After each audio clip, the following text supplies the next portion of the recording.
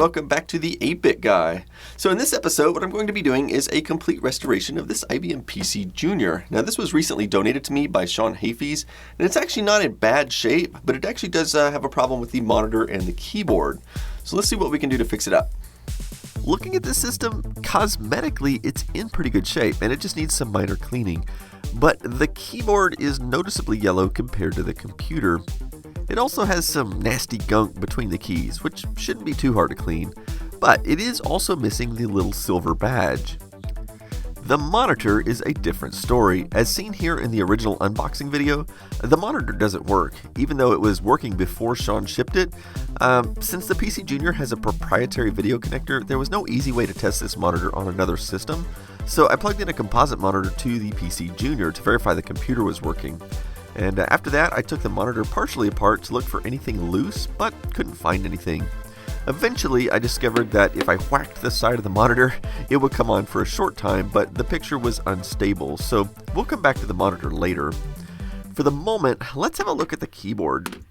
This thing has a lot of black scuffs on it, some that don't show up very well on camera, so I'm just going to use one of my tried and true methods where I just put some baking soda on a paper towel and then wet it with water until it becomes kind of a mushy paste.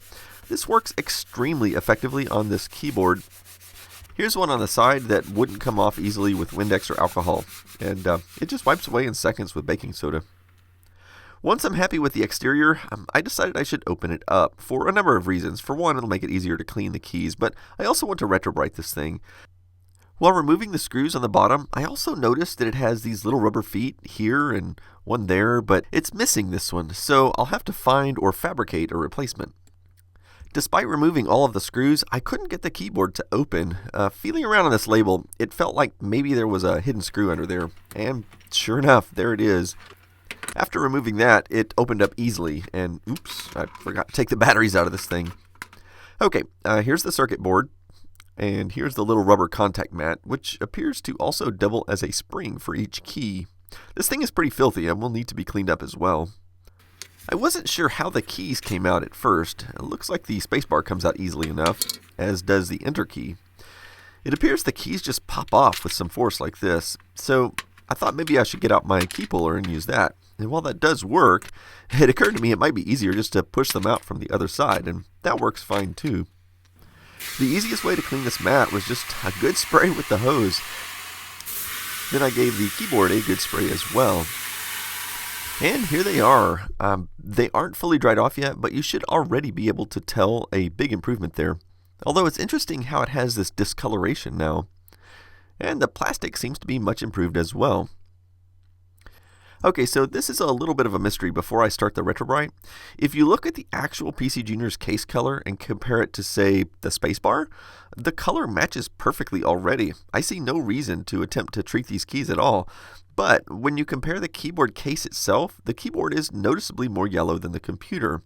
I think it may be less visible on camera, but there's clearly a difference in person.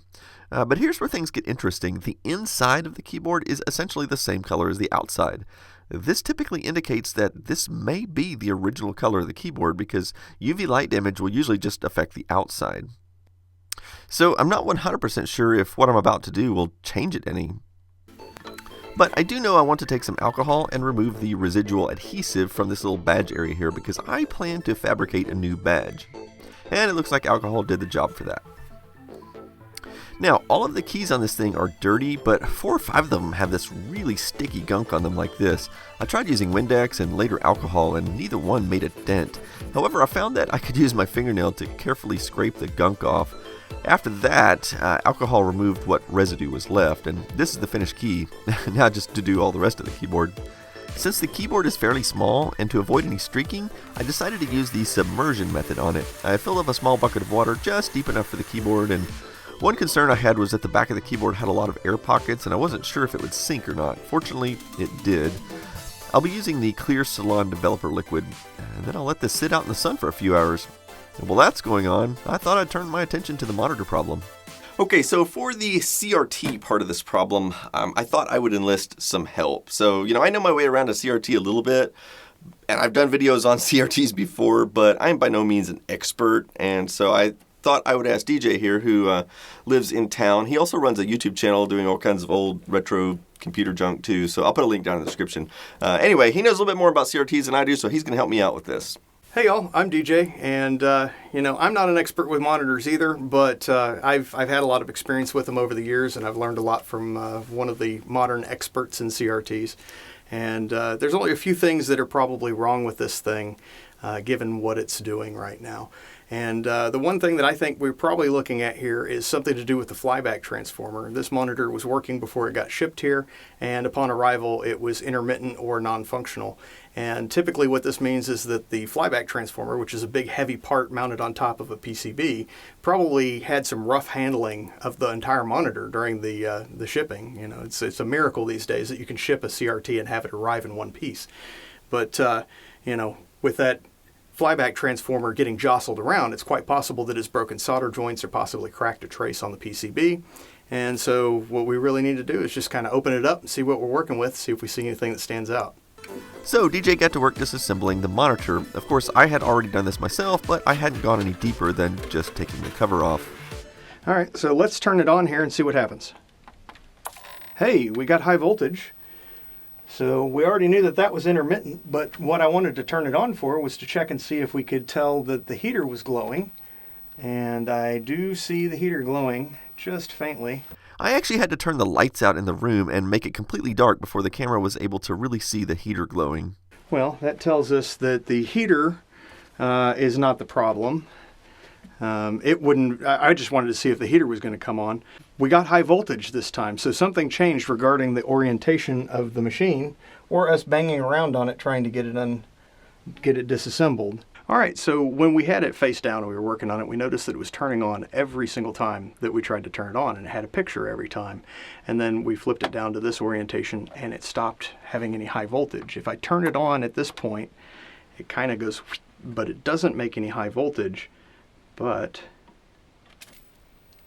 if I flex the board, it comes on. So I suspect we've got either a bad solder joint or a broken trace. So even though I don't think this thing is actually charged any high voltage, I want to make sure that the tube is discharged before we mess around with it too much more. So I will hook onto the DAG ground there. And so this screwdriver is now grounded. And we just get it up under the cup. And there was no kerpap, so it's not charged. It's all safe.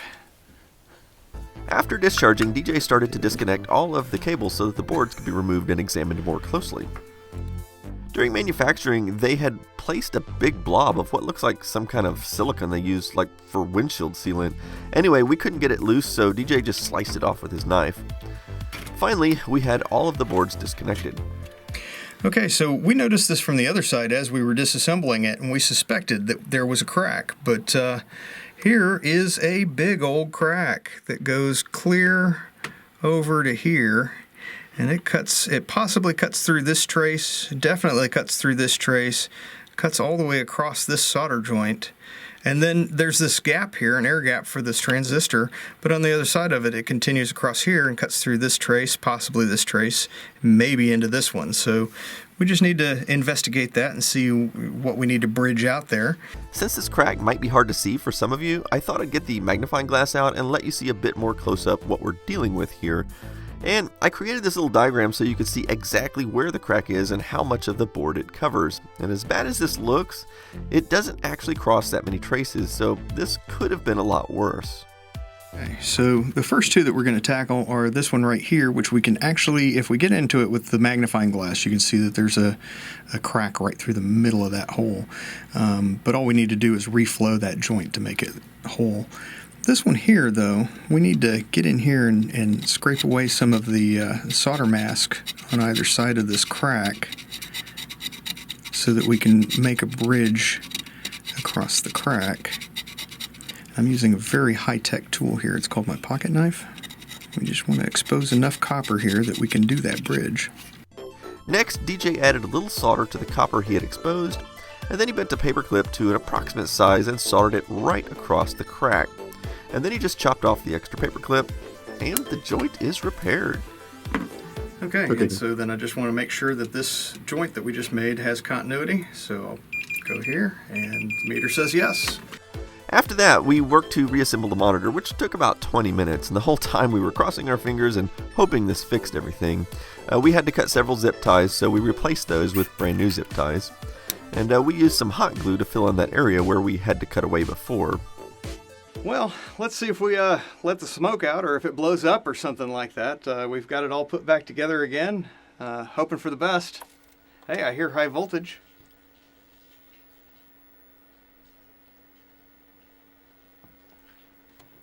Look at that. I'm going to poke at it now. Still got high voltage. Yeah. All right. I'm calling that one fixed. Okay, it's been a few hours, so time to check on the keyboard. I've got to admit I can't see any difference, but it's hard to say until I rinse it off and take it inside and compare it with the PCjr. So here it is after rinsing, and comparing it with the other half of the keyboard, I can't actually see any color difference. So I think this is the original color after all. That being the case, it's time to put the keys back in. Fortunately, I do have a picture I took of the keyboard before I started, which will make it easier to reassemble. Popping keys back into a freshly cleaned keyboard is always extremely satisfying. It's like you just bicycled up a really tall hill and now you're coasting back down the other side.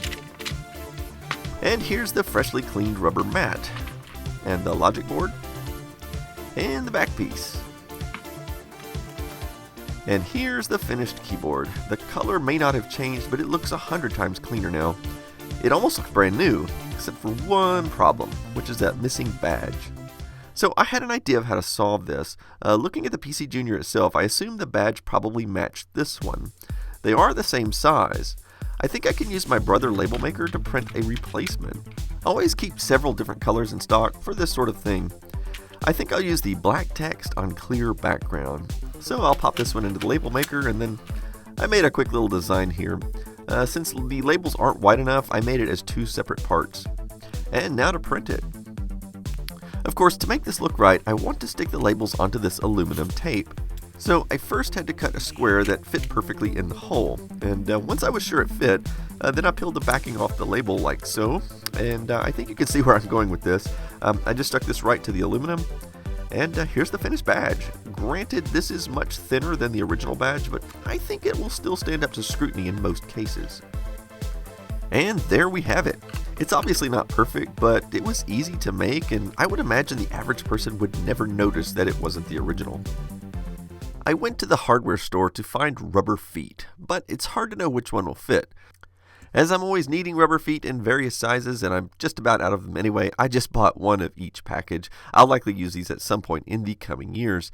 This keyboard uses unusually small rubber feet. I tried the smallest one I got, and it was still too large. What I'll do is I'll order some smaller ones on eBay, but for the moment I can just cut these down to size and they should fit just fine. And so yeah, there you go. Fits fine now.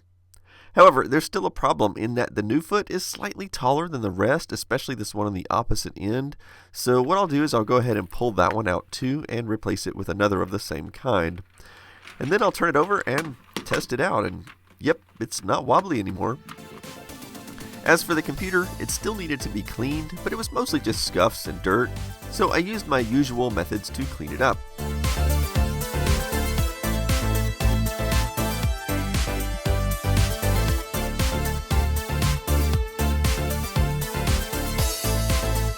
Once I was done cleaning, I thought I'd better go ahead and do some disk drive maintenance. I used some alcohol and cleaned the disk drive heads. This one is double-sided, so you have to clean the top and bottom. Then I used some lithium grease on all of the moving parts, especially the rails. And now it's time for a final test. The computer looks good, and it appears to be working properly as well.